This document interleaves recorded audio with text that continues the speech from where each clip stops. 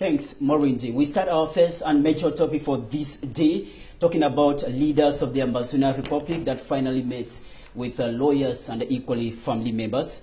On the 6th of 2018, the chairman of the Governing Council of the Ambazonia Republic, Ayuk Tabe Julius Sisseku, and 46 others were deported from the Federal Republic of Nigeria to Cameroon. Since then, the regime of President Pobia, in 7 months, they have never accepted for these detainees to meet their family members and equally lawyers. But this week, the lawyers were able to meet these detainees. We have one of them here in the studio. We have Barrister Frujon. So thank you once again for coming.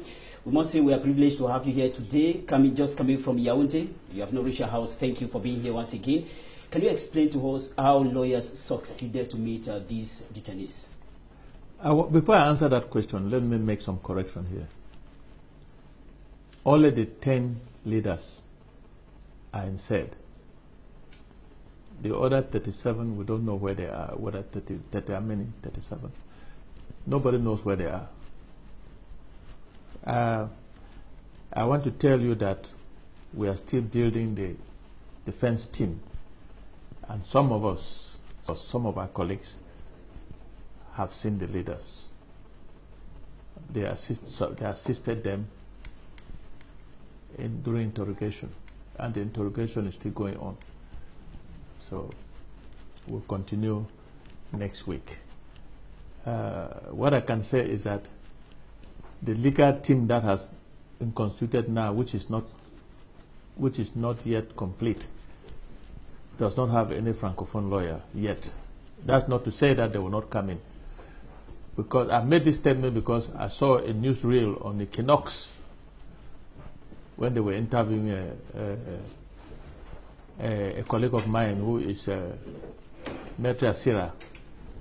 And as far as I know, Maitre Asira up to now is not part of that defense team. And I want to say here that he has not seen the leaders. And secondly, Muna, up to now, do not constitute part of that legal team. That doesn't mean that anybody is excluded. We are still building the legal team. The legal team will be built. When it's built and it's complete, we will make it public. And secondly, we have not, those of us who are already in the legal team, we have not authorized anybody to make a direct statement concerning the defense of the leaders. Because I also heard on that same newsreel yesterday, 6 p.m., that they were pleading that the interrogation should finish quickly and be sent to court, to the military tribunal. Any lawyer who hurries that an investigation should finish and be sent to court is indicating that there's a case to answer by his clients. We of the legal team up to now, we believe that there's no case to answer. And if anybody goes to the press on behalf of the defense team and starts talking about sending the case to the military tribunal, it engages only him and him alone, and we don't take responsibility. Secondly, the procedure has just started. We are at the level of interrogation. From level of interrogation, the file will go to the Commissary Gouvernement. And it's only there that determination will be made whether there's a case to answer or not. For a lawyer to stand and say that they should hurry and send the case to the military tribunal, I don't understand that. And who is he? He represents who? Who briefed him? And as far as the defense is concerned, and I'm part of that defense team, nobody, including me sitting here, has been authorized to say anything on behalf of the defense. Thank you very much, Barrister. Many of people that are watching us now, they are tuned in to get the first-hand information from you. You just mentioned something there that we Cameroonians know that 47 leaders were deported from Nigeria to Cameroon. Yes. But you mentioned that you made just 10. Where can we see the other 37 have been detained? That's a question blowing in the air. I don't know. I am telling you the facts, that only 10 that some of us met, and there have been some of us have been assisting them during the interrogation, are found inside. The others, we don't have any information about them. And those 10 are the leaders who were kidnapped and adopted from Naira Hotel in Abuja. Those are the only ones that are inside. The others, I don't know where they are. Barrister, you are a lawyer, not a medical doctor, but when you look at the 10 detainees, what can you say about their health? You have just answered the question by yourself. I'm not a doctor. But if I can answer you, I would say that if you have been held incommunicado for 7 months running and counting, how would you look? How would you look? I ask this question because they are living. Yep. The good part is that we can now confidently say that they are alive. We can now confidently declare that they are alive. As to their health situation, I cannot tell you what is happening to their health, but seeing them, some have lost weight, some are looking okay, but only doctors can determine that.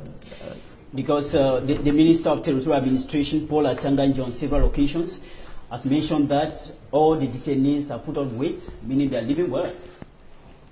Do you contradict such? I will strongly contradict that man that I don't consider him a minister of this country. Whatever he does, he's a rogue, and he makes declarations that he cannot even sustain them. Those declarations, I've read them, I heard them, and I can tell you that that is a devil. It's not a human being.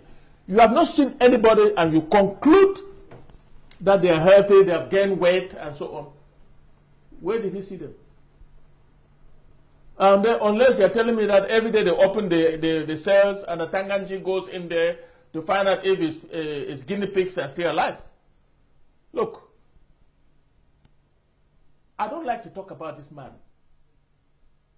because my partner defended him in this Douala and was sentenced to prison in New Bel.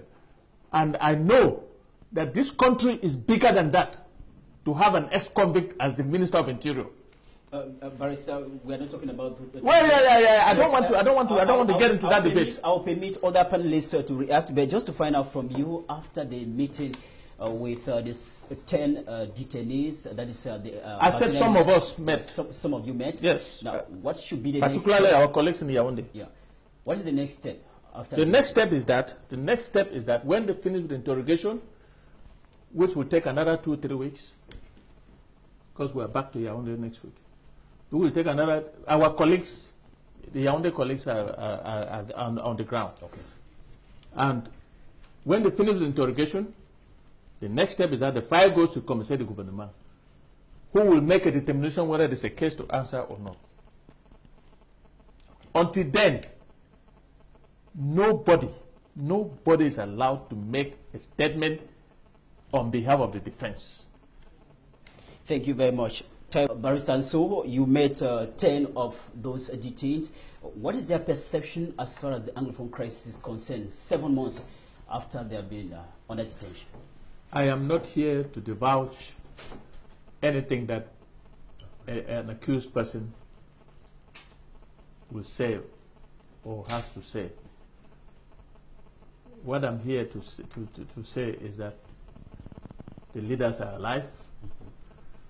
A defense is being constituted, and this is, let me underscore what I said. No lawyer, no lawyer, because the members of that defense team are known.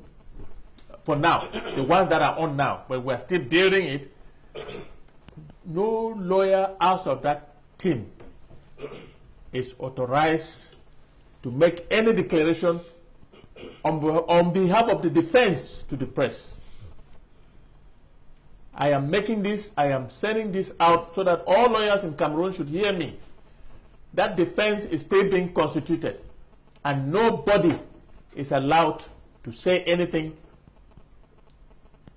about that defense. Therefore, I'm not going to answer any question as to whether what are the accused persons saying, what is this person saying? No, because I now form part of the defense team. Okay, thank you very much. The lawyers have been able to meet some of those detained. What can you tell us about family members? Have they been able to meet some family members have met some of the detainees? Yes. People would like to know more about perhaps their feeding, how they fed, something like that. From information that we got, they are being fed. The quality of feeding, we don't know, but they are being fed. Just like any prisoners have been fed in New Bell. What do you expect? If they bring you corn and beans, you will refuse to eat and die? Because since for 7 months, no family member has been able to give them something good to eat. I cannot say that what they are giving them is bad. Neither can I say it's good because I don't know. I've not tested. Okay. Now, given that the family members have been able to meet them now, would they be permitted to give them foods, perhaps? No, not for now, not yet. But I suppose that as the time goes on, there will be. Since the defense is being constituted, that is one of the things we'll be taking up. The family members must be allowed somehow, since they are not yet sentenced, to take care of their people who are in detention. Thank you. Thank you very much. I'd like to say that from the reports we got, I've told you that some of us have met all of them. I'm not going to tell you whether I was part of them or not. Yeah. But I'm telling you that some of us have met part of them. And from what we know, our leader is in good spirit and is fine. But only a doctor can determine that. Only a doctor. But earlier on, when we were discussing before coming on, you mentioned something about when you met them, their dressing. I will not discuss that. Oh, okay. It is against the law to discuss anything about them. Okay. Thank you very much.